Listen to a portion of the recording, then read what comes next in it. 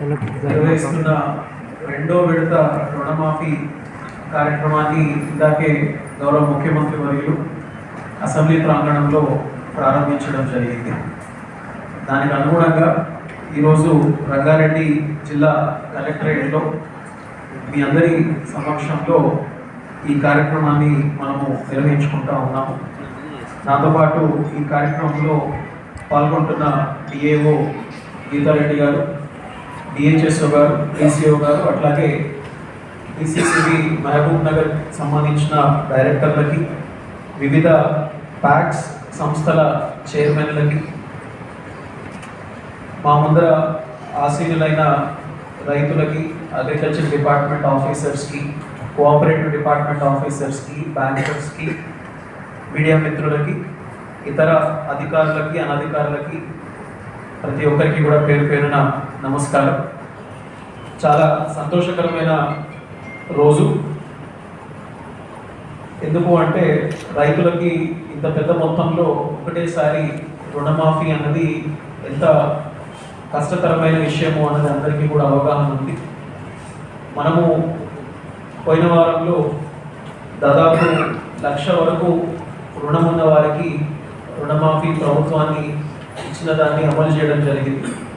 రంగారెడ్డి జిల్లాలో 47,000 పైచిలుకు మంది రైతులు దాని ద్వారా లబ్ధి పొందడం జరిగింది. సుమారు 250 కోట్ల రూపాయలకు సంబంధించిన మొదటి విడత పూర్తి చేసుకొని ఇప్పుడు రెండో విడతలో భాగంగా 1,50,000 వరకు రుణం మనకు బ్యాలెన్స్ ఉన్న వారి వివరాలు సేకరించి ఈరోజు వారికి కూడా అమలు చేయడం జరుగుతూ ఉంది.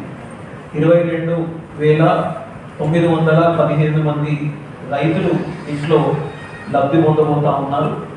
సుమారు 218 కోట్ల పైచిలుకు నగదు దీని ద్వారా బ్యాంకులలో జమ అవ్వబోతా ఉంది.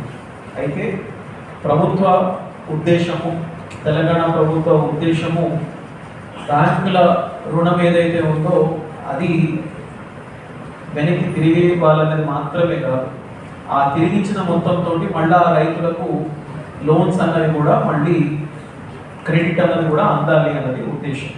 కాబట్టి దాన్ని బ్యాంకర్స్ కూడా చాలామంది ఉన్నారు, అగ్రికల్చర్ డిపార్ట్మెంట్ ఉద్యోగులు కూడా చాలామంది ఉన్నారు. కాబట్టి నేను మీ అందరినీ కూడా సభాముఖంగా కోరేది, ఖచ్చితంగా బ్యాంకు వారీగా, బ్రాంచ్ వారీగా మనము చేయాల్సిన తక్షణ పని ఏదైనా ఉంది అంటే అది మళ్ళీ ఎవరికైతే రుణమాఫీలో లబ్ధి పొందిన రైతు ఉన్నారో ఆ బ్యాంకుకి ఏదైతే జమ అయిందో మళ్ళీ ఆ రైతుకి క్రెడిట్ వెళ్ళే విధంగా, రుణం వెళ్ళే విధంగా మనము ఫాలోఅప్ చేసి ఇప్పించాల్సిన అవసరం ఉంది. కాబట్టి దాని మీద ప్రతి ఒక్కరు కూడా దృష్టి పెట్టాలి అని చెప్పేసి మీ అందరినీ కూడా కోరుతూ, ఇందులో ఎక్కువ మటుకు పెద్ద బ్యాంకులు చాలా ఉన్నాయి. ఏపీజీబీబీ బ్యాంక్ కానివ్వండి, ఎస్బీఐ కానివ్వండి, డిసిసిబి హైదరాబాద్ కానివ్వండి, అట్లాగే టీజీబీ కానివ్వండి, ఇటువంటి బ్యాంకులలో ఎక్కువ మటుకు రైతులు, యూనియన్ బ్యాంక్ ఆఫ్ ఇండియా కానివ్వండి, ఎక్కువ మటుకు రైతులు మన జిల్లాకు సంబంధించినంత వరకు రుణం తీసుకున్న సందర్భం ఉంది.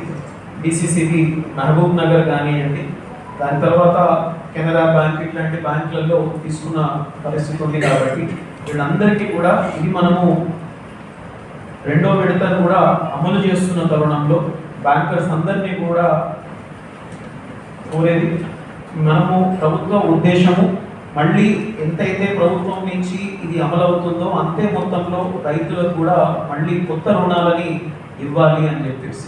కాబట్టి ఆ ఉద్దేశ వెనకాల ఉన్న ఆ చర్యని, ఆ మనసుని అర్థం చేసుకొని ఖచ్చితంగా ఆ రుణాలు రైతులకు అందిస్తారని చెప్పేసి మీ అందరినీ కూడా కోరుతూ, దాంతోపాటు దాదాపు మొదటి విడతలో మనకు రకరకాల సాంకేతికమైన సమస్యలతోటి 1,100 మందికి మాకు కంప్లైంట్స్, గ్రీవాన్సెస్ కూడా రావడం జరిగింది. వాటన్నింటినీ కూడా మాకు ల్యాండ్లైన్ నెంబర్ ఇచ్చి ప్రతిరోజు కూడా మేము వాటిని నమోదు చేసుకుంటూ మళ్ళీ కమిషనరేట్ తోటి కూడా మేము ఆ కమ్యూనికేషన్ని కొనసాగిస్తూ ఉన్నాము. వాళ్ళందరికీ కూడా వచ్చే విధంగా చర్యలు తీసుకోవడం జరుగుతుంది. ఈ విడతలో కూడా ఎవరిదైనా ఆధార్ వల్లనో లేకపోతే వాళ్ళ బ్యాంక్ అకౌంట్ నెంబర్ వల్లనో అట్లాంటి ఏదైనా సాంకేతిక పరమైన సమస్యలు ఏదైనా ఉంటే ఖచ్చితంగా ఆ గ్రీవాన్స్ని కూడా సేకరించి వాళ్ళకు కూడా మళ్ళీ ఆ ఏదైతే రుణమాఫీ అన్న ప్రభుత్వ లబ్ధి ఉందో అది చేకూరే విధంగా మా వైపు నుంచి పూర్తి చర్యలు సహకారం ఉంటుందని చెప్పేసి మీ అందరికీ కూడా మనవి చేసుకుంటూ, రైతాంగం అన్నది ఒక పండగ వాతావరణం జరగాలన్నది ఇక్కడ ఉన్న ప్రధానమైన ఉద్దేశం.